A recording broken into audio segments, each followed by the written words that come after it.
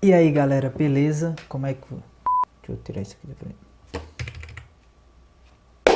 Gravando. E aí galera, beleza?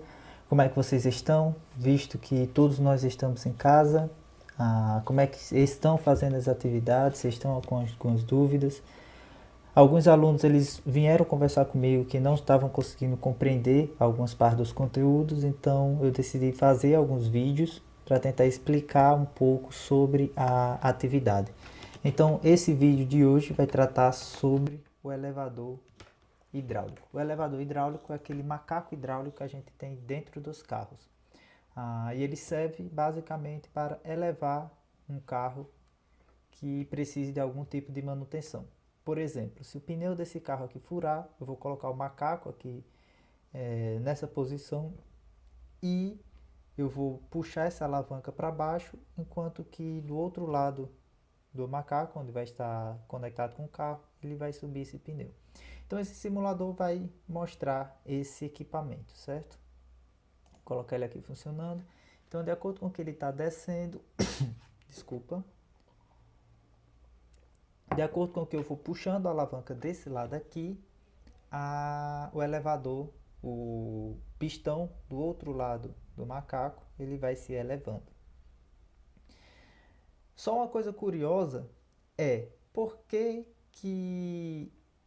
o carro levanta do outro lado? Por que eu coloco uma certa quantidade de força aqui, que é relativamente baixa, e essa pouca força que eu coloco desse lado faz com que ele suba desse lado? O que acontece no interior desse equipamento para que isso aconteça? Será que eu estou é, criando uma determinada força? Será se o que faz com que essa força que eu estou aplicando desse lado, do outro lado ele se multiplique? Então, para a gente entender essa explicação, vamos primeiro conhecer, recordar, na verdade, alguns conceitos que nós já estudamos. Então, eu criei essa imagem aqui, é os post-its da física, com os conceitos que a gente estudou, e vamos relembrar esse daqui, que é o princípio da conservação de energia. O que diz o princípio da conservação de energia? Que a quantidade total de energia em um sistema isolado permanece constante. Ou seja, se eu tenho um sistema isolado, significa fechado, sozinho, ele não interage com nada. Se eu tenho esse sistema aqui, carro e macaco, a quantidade de energia que eu forneço, por exemplo, desse lado do equipamento, é a mesma quantidade de energia desse lado do equipamento. Ela é constante, ela permanece a mesma. Por quê? Porque energia não pode ser nem criada nem destruída. Ela sempre se conserva. A energia pode apenas ser transformada de um tipo para outro. Então, a mesma energia que eu utilizo, a mesma quantidade de energia que eu utilizo para mover esse pistão, para mover essa alavanca, é a mesma quantidade de energia utilizada para mover esse pistão. Tá, mas de onde vem então o fato de que pouca força aplicada aqui consegue elevar esse carro? Vamos recordar um outro conceito, mas lembrando que a energia envolvida no sistema é sempre a mesma. Eu não crio e eu nem destruo. A energia ela simplesmente se transforma. Mas existe algum fator multiplicador que faz com que a força que eu coloque, a pouca força que eu coloque nesse lado, seja multiplicada, fazendo com que eleva um carro que seja muito pesado. Vamos entender um outro conceito: trabalho. Trabalho é a transferência de energia através de uma força. Ou seja, se eu tenho uma pessoa empurrando um cartinho, essa pessoa ela se alimentou, então ela tem uma certa quantidade de energia oriunda do alimento. Então ela transforma a energia química do alimento para a energia, no caso mecânica, que faz ela se mover. A energia sonora, que faz ela falar, a energia térmica, que é a temperatura do corpo, assim sucessivamente. Mas vamos focar na energia mecânica. Essa energia mecânica faz com que, através do músculo dela, ela exerça uma força empurrando esse carrinho para frente. De modo que ela vai transferir a sua energia química do alimento para energia cinética para o carrinho se mover. Eu estou falando os termos técnicos e um pouco rapidamente porque a gente estudou isso no ano passado. Então é só para a gente relembrar aquilo que a gente já viu. Então não vou entrar em detalhes sobre cada uma e por isso que eu estou utilizando os termos que já são conhecidos por nós. Então eu estou transferindo energia para o carrinho através de uma força. Essa transferência de energia dela, através dessa força que vai fazer esse carrinho andar para frente, é o que a gente chama de trabalho, que é força vezes o deslocamento. Beleza? Vamos voltar lá no simulador. O que acontece aqui? Deixa eu resetar aqui que é melhor. Se a quantidade de energia é a mesma, a quantidade de energia que eu transferi para cá, ela é a mesma. Logo, o trabalho, ele é o mesmo. Como a gente viu, a mesma coisa. Eu nem crio trabalho, nem destruo trabalho. Eu nem crio energia, nem destruo energia. Ela apenas vai se transformar. Eu apenas vou transferir. Então, eu vou aplicar uma força aqui. E essa força vai fazer com que esse pistão desça até essa posição. Então, observe que esse ponto ele se deslocou daqui até aqui. Do outro lado, o macaco se elevou dessa posição até essa posição. Ou seja, o trabalho é igual a força vezes o deslocamento. Isso significa que se o trabalho for o mesmo, vamos supor que o trabalho aqui nessas duas situações for 50. Se o trabalho for 50 e essa distância daqui para cá, por exemplo, for de 5, a força que eu apliquei nesse caso foi de 10, porque 10 vezes 5 dá 50. Só que nesse outro caso, se a distância for 1, o trabalho é o mesmo que é 50, essa força que vai ser desse lado será 50. Essa força aqui era 10, porque ele moveu uma distância de 5. Essa força aqui será 50, porque ele moveu a distância de 1. 50 vezes 1 dá igual a 50, que é o valor do trabalho. Então, eu nem crio, nem transformo. Eu simplesmente transfiro a mesma energia que eu estou aplicando desse lado do macaco para esse outro lado do macaco. Mas que fator influencia para essa multiplicação de energia? Aí entra um segundo conceito que a gente estudou esse ano. Vamos lá para os post-its da física. Bom, retornando agora à discussão. A gente viu que a energia envolvida naquele processo, ela se conserva. Só que eu coloco muita força de um lado para elevar um carro e pouca força de um lado, quando eu vou mexer na alavanca, para poder elevar o carro. Então, qual o fator que acontece isso? Vamos relembrar o princípio de Pascal. Tem um acento ali, faltou no outro slide, mas aqui está certo. O princípio ele tem acento. Então, o que diz o princípio de Pascal? O aumento da pressão exercida em um líquido em equilíbrio é transmitido integralmente a todos os pontos do líquido, bem como as paredes do recipiente em que ele está contido. O que isso significa? Que se eu tiver um líquido dentro de um recipiente fechado e eu aumento a pressão em um ponto desse líquido, esse aumento de pressão será distribuído para todos os pontos do líquido. Eu trouxe um dos vídeos, uma das atividades que eu passei era para gravar um experimento, então eu peguei um desses vídeos e eu vou trazer aqui para vocês. Nós temos uma garrafa e dentro dessa garrafa tem uma caneta que ao apertar a garrafa, a caneta ela vai descer. Deixa eu apertar pause aqui.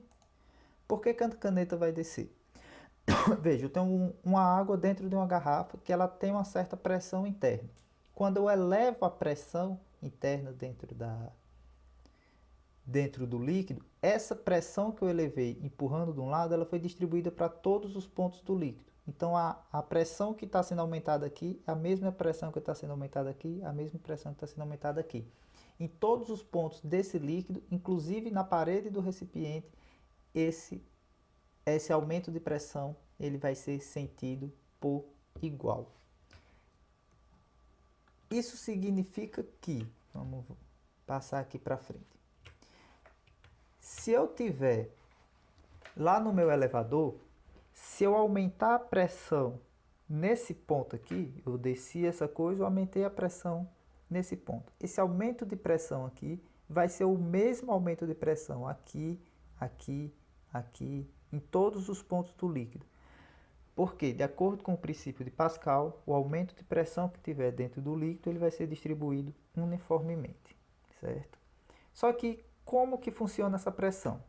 Pressão, a gente já viu, é força dividido por área. Onde que eu tenho a força? A força seria o que eu estou aplicando para descer essa alavanca.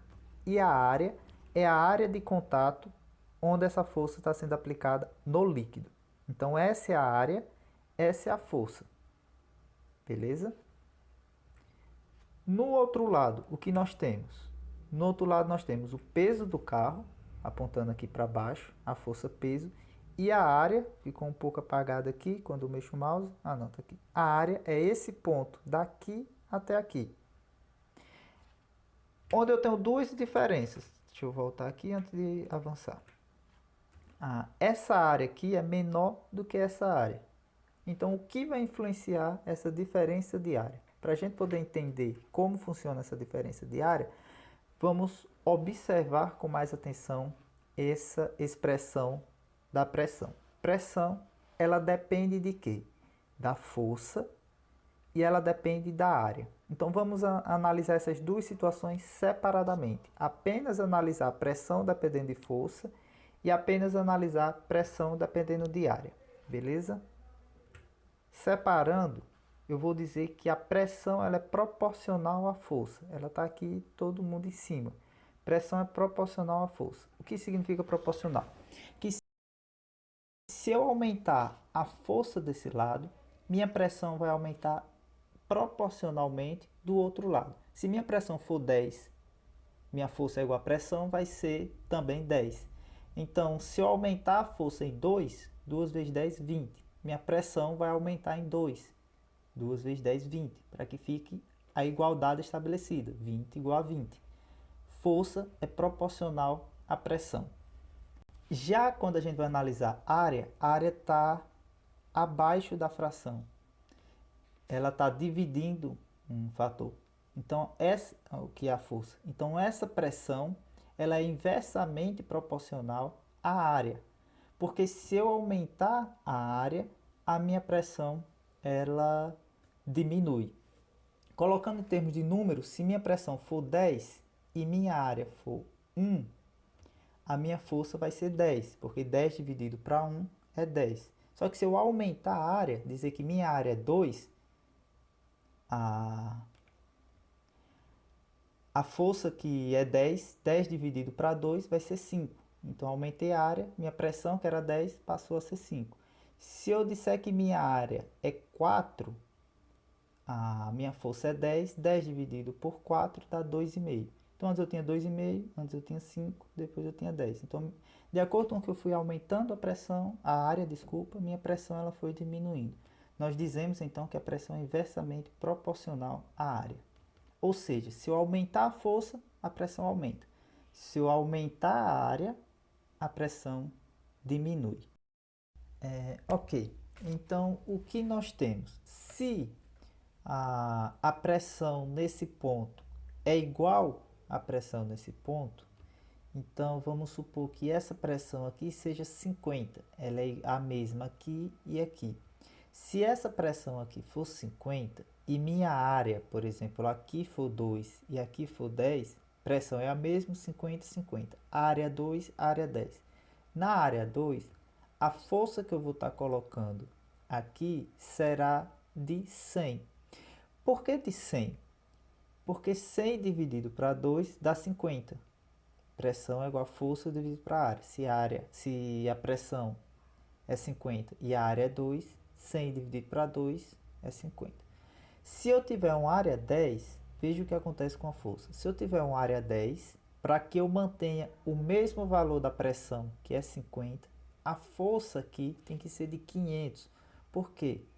500 vezes 10 dá igual a 50. Então, por que a gente coloca pouca força desse lado do automóvel, fazendo com que ele suba do outro lado um peso muito grande? Por causa da diferença da área. Essa área aqui, sendo menor do que essa, faz com que eu coloque menos força aqui para elevar um objeto bem mais pesado aqui.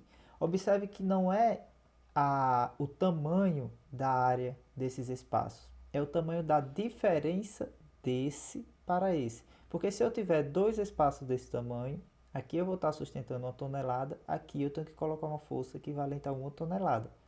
Porque a área vai ser a mesma, se a área é a mesma, a força tem que ser a mesma, para que a pressão seja do mesmo jeito, já que pelo princípio de Arquimedes, a pressão aqui dentro sempre permanecerá a mesma, sempre permanecerá constante. Então, por que eu coloco menos força aqui? Porque eu tenho uma diferença de área em dois pontos diferentes do elevador hidráulico, no caso do macaco. E é isso, a explicação do primeiro simulador. Depois eu vou gravar outros simuladores, outros vídeos. Se vocês quiserem fazer algum comentário, se tiver persistir algum não entendimento, por exemplo, vocês podem conversar comigo no WhatsApp, pode mandar e-mail e a gente vai se comunicando, beleza? No mais, não saiam de casa e PBL em casa. É nóis.